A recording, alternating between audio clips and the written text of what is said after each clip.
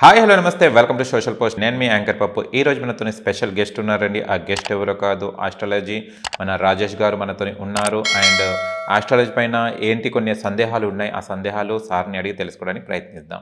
నమస్తే సార్. నమస్తే అండి. ఎలా ఉన్నారు? బాగున్నానండి. సార్, గోచారం చూడడంలో ఏ గ్రహాలు మెయిన్ రోల్ ప్లే చేస్తాయి? తులారాశి వాళ్ళకి మాత్రం, లేదా తులా లగ్నమైన తీసుకోండి, వీళ్ళకి సింహరాశి అనేది 11వ భావం అవుతుంది. అంటే ఫుల్ఫిల్మెంట్ ఆఫ్ డిజైర్స్ అని చెప్పాను.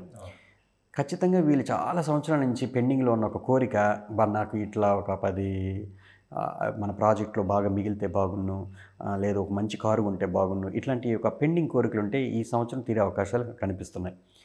అయితే శని పంచమ భావంలో ఉండబట్టి తులా లగ్నం వాళ్ళకి కానీ తులారాశి వాళ్ళకి కానీ వాళ్ళ యొక్క పంచమ భావం అంటే సంతాన స్థానం అని చెప్పాను. వాళ్ళ పిల్లల చదువుల విషయంలో కానీ, ఈయన కొత్తగా దీక్ష తీసుకోవడం కానీ, ఏదైనా ఉపాసన చేపట్టడం కానీ, లేదు వీళ్ళు కొత్తగా లెర్నింగ్ స్కిల్స్ నేర్చుకోవడం కానీ, తర్వాత వీళ్ళు ఎక్కడికైనా సరే దూర ప్రాంతానికి వెళ్ళి ఏదైనా నేర్చుకోవడం, కోర్సు నేర్చుకోవడం, అలాంటివి కూడా తులాలగ్నం తులారాశి వాళ్ళకి ఫ్రూటిఫై అవుతాయి. వీళ్ళిద్దరూ కలిసి గురువు శనులు కలిసి ఈ 11వ భావం చూస్తున్నందువల్ల మీకు కొత్తగా ఒక ఫ్రెండ్ పరిచయం అవ్వచ్చు. 11వ భావం అంటే స్నేహితులు.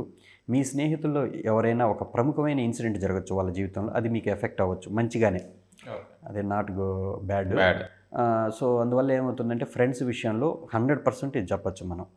మీ 11వ ఇల్లు అంటే పెద్ద అన్నయ్య, పెద్ద అక్క, మీకన్నా పెద్దవాళ్ళు ఇంట్లో ఉంటే వాళ్ళ జీవితంలో కూడా ఒక శుభం ఏదో జరుగుతుంది, మార్పులు ఖచ్చితంగా వస్తుంది.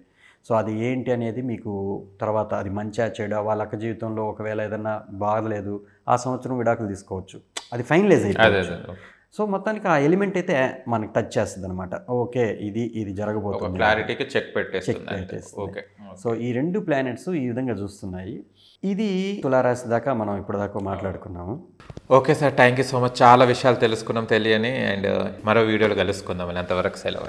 నమస్తే.